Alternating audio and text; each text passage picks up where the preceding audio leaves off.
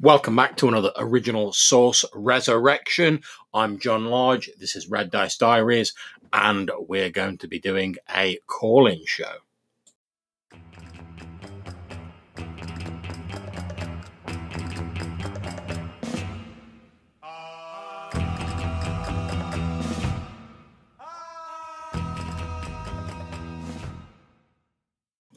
Okay, so let's get cracking with those voicemails. The first message is from Joe.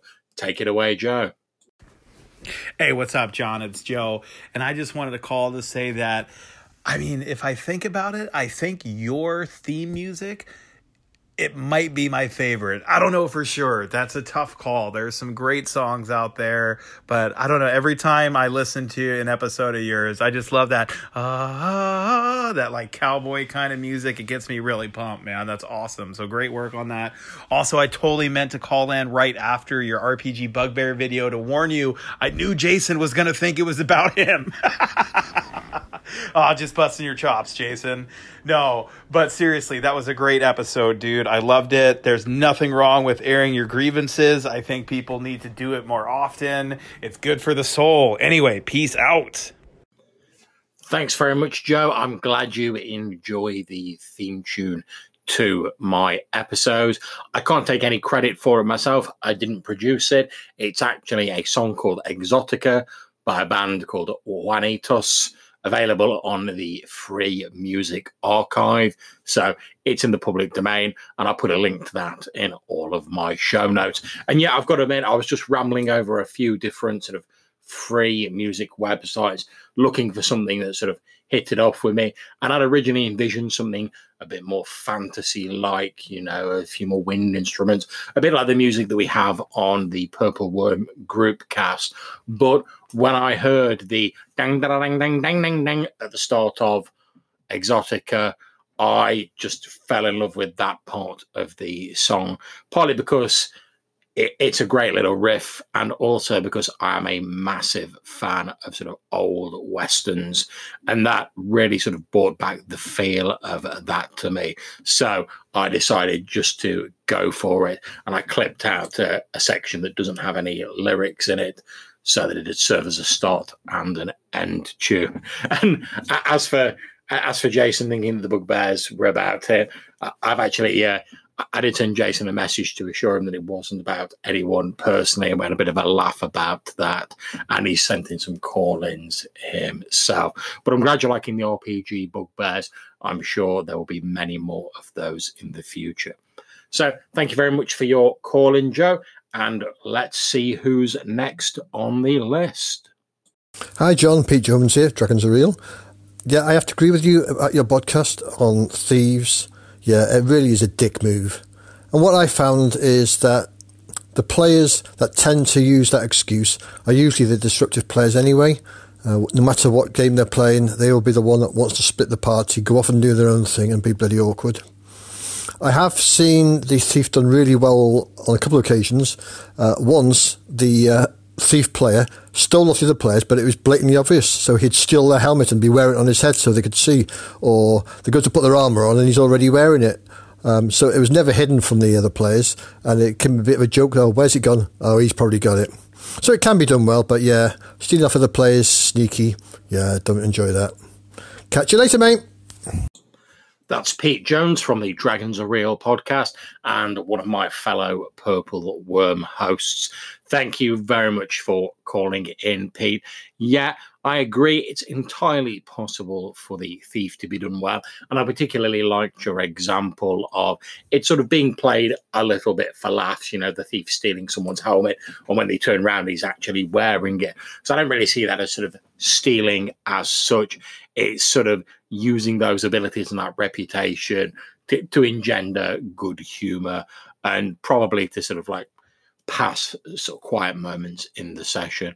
I think that's a very good way of doing it. And yeah, I do agree with you.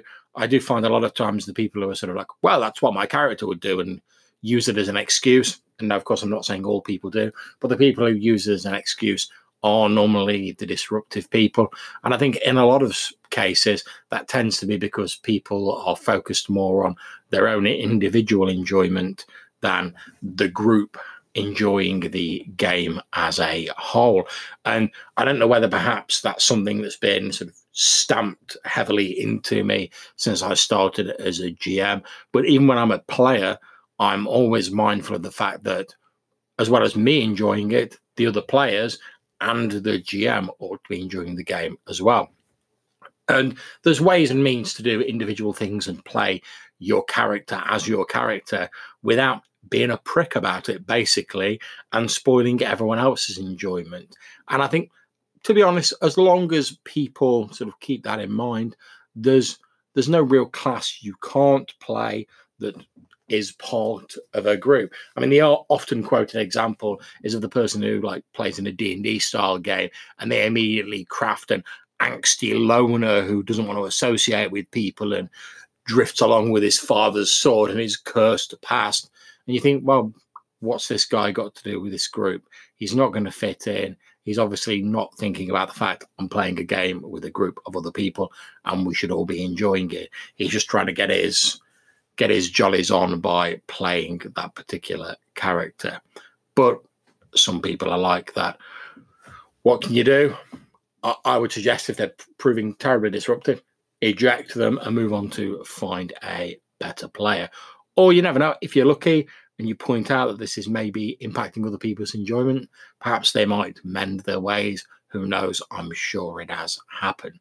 So thank you very much for that call, Pete. And let's see who we've got up next. Hey, Josh Beckelheimer here. So I'm not really a fan of any kind of PvP and role-playing games. So sometimes what I do if I'm starting a game is I put the characters already in a situation where they're already in combat. There's some kind of danger they got to overcome. Something to where they have to work together as a team, that they're forced to. But now I also tell my players, hey, just because I tell this person's character something does not necessarily mean that your character knows it, even though everyone here at the table has heard it. So I do give some kind of leeway on if someone's looting a body and they find something and they don't want to necessarily tell anyone, that I'm okay with. So, and I let my players know, hey, that's what can happen, and you can do it too if you want. That's Josh Beckelheimer there. Thank you very much, Josh, for calling in. Yeah, I've got to admit, I likewise am not a massive fan of PvP in general in role-playing games. I think if you have a specific role-playing game where PvP is like the main thing and everyone goes into it knowing that and with that mindset, it's absolutely grand. However, just trying to slam a bit of PvP into a more, I suppose, traditional, in inverted commas, role-playing game isn't really going to work. Well, certainly not to my taste anyway. And yeah, I'm a big fan of the whole idea of in media res, starting a session in the middle of dramatic events to get the players jumped straight in, to bring a level of excitement and to get them focused on what's actually going on. I think that's a really useful tool, and it means you can just get your teeth straight into the action in a game. So thank you very much for your call, Josh. Some great tips there.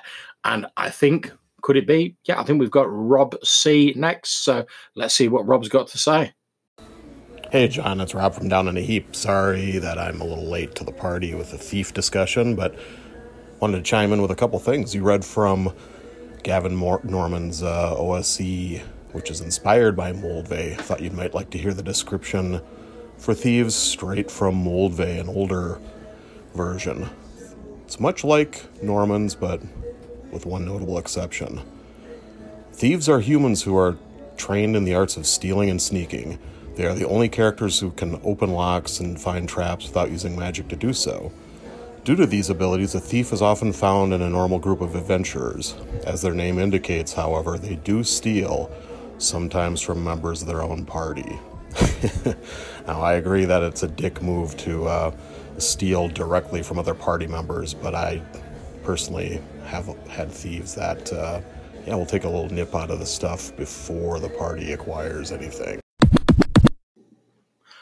Okay, I'm just going to slide in here and have a quick comment before we get back to the rest of Rob's message. Thank you, Rob, for reading out the Moldvay description. It is very interesting. Like I say, a couple of differences between that and the old school Essentials version. I found it interesting that it specifically says only thieves can do certain tasks, and also that it specifically mentioned that, hey, thieves are going to rob stuff from the party. I think that's a little bit odd, but okay, fair enough. But when I come to think about it, a lot of stuff about D&D in particular has evolved, the way the game's portrayed, the style of the game. And I'm not a big fan of all of the changes, but I think the thief or the rogue class, whatever you want to call it, has evolved a little beyond its humble roots. And I think whereas perhaps in the sort of older days of D&D, people were more willing to accept a slightly more, I suppose, sort of skirmish wargamey / board gamey sort of outlook, where it's like you can only do what your class has abilities for.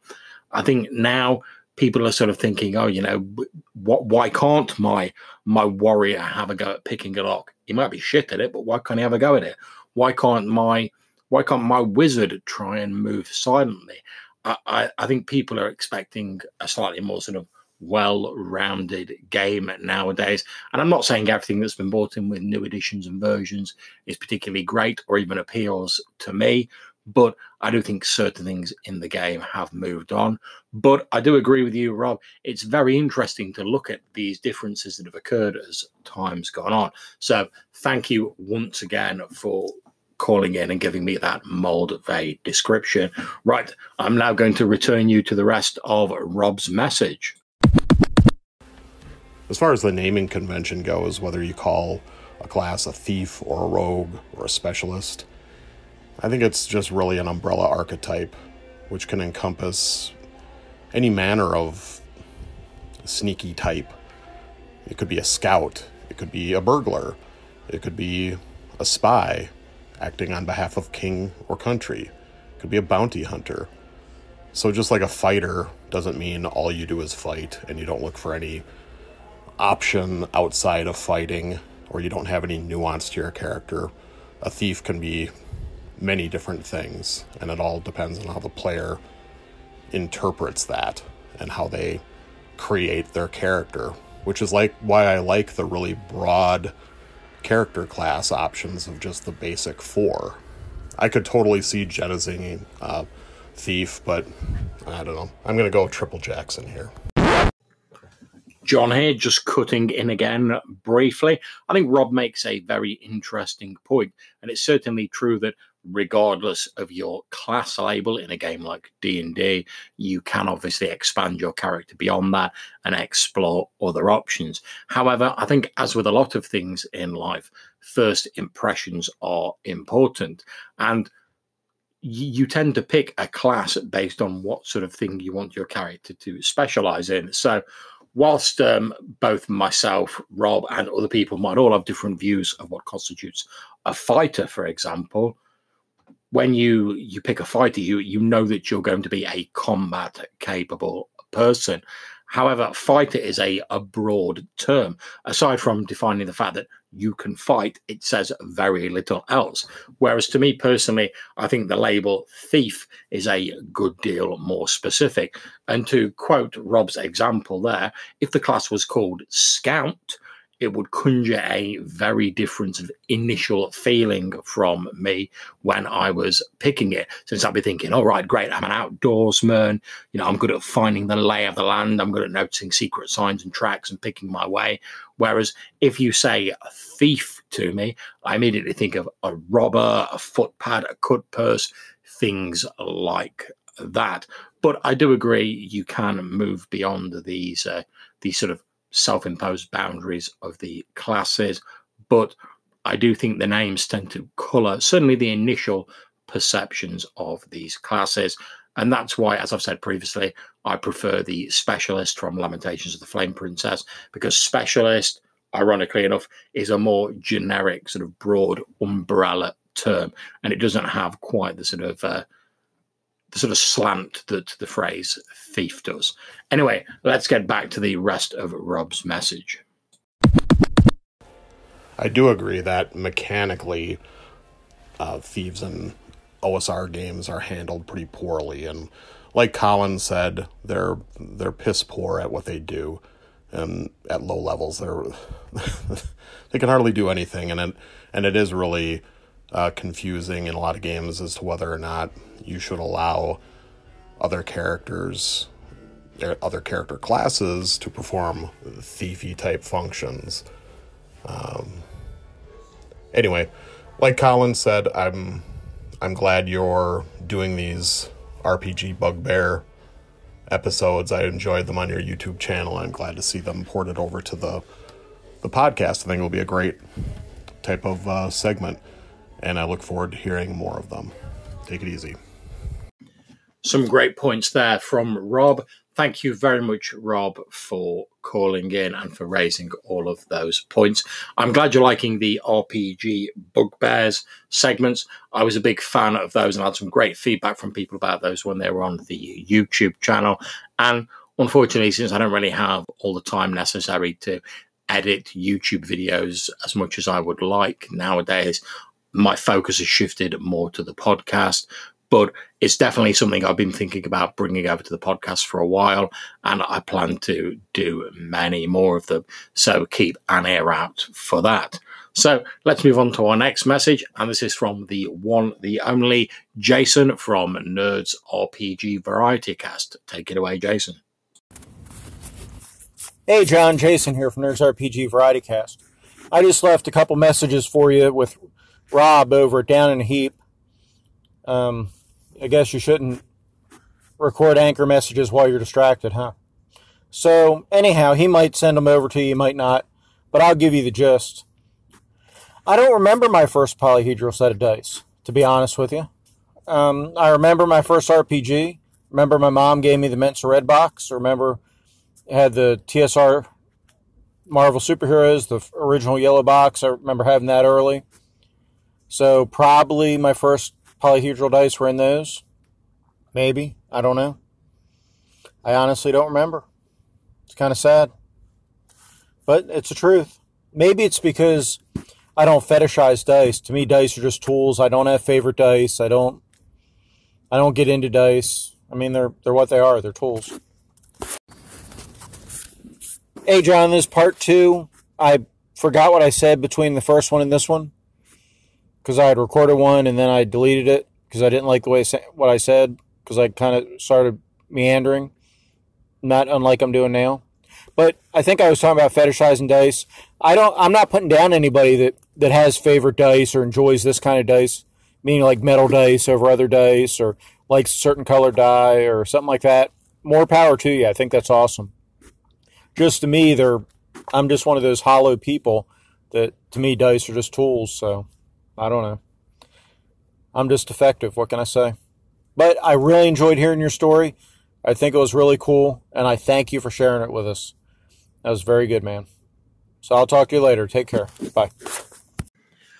Thanks very much, Jason. And yet, to be honest, I've got to agree with you. I don't have favorite dice.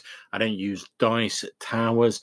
I'm not particularly mad on sort of dice as a whole. I know some people like really go into that and like collecting them, but I'm not, to be honest. Their main use is to actually run games and act as the random determiner in RPGs for me. So, for instance, I've got 3 or 4 sets of dice that are a combination of greens, reds, and blacks in color, just because those are the colors I like.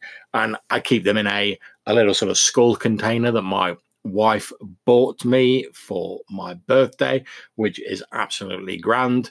But to be honest, I only recently started getting a couple of sets of dice again because I was running games at cons and I needed some dice to take with me, like physical dice.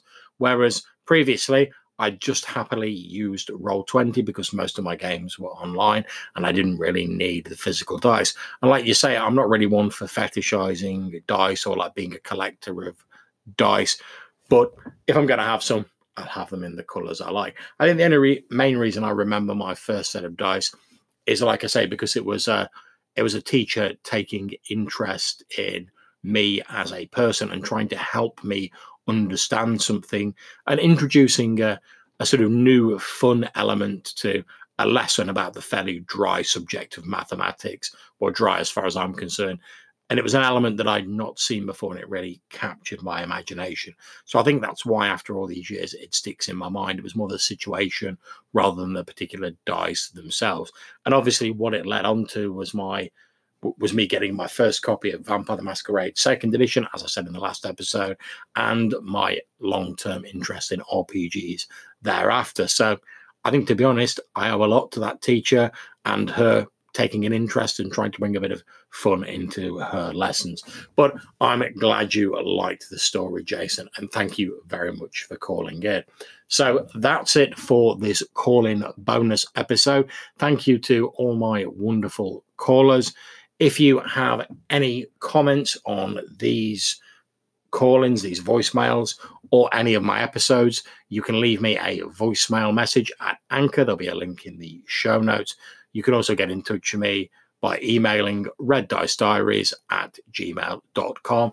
And if you don't like the idea of the minute time limit that's imposed by Anchor, and you don't want to leave multiple messages, you can always record your message as an MP3, attach it to an email, and email it to reddicediaries@gmail.com, and it will be just as easily answered as any other voicemail. So thank you very much, guys. Whatever game you're playing, wherever you're playing it, have fun, take care, and I will see you all soon.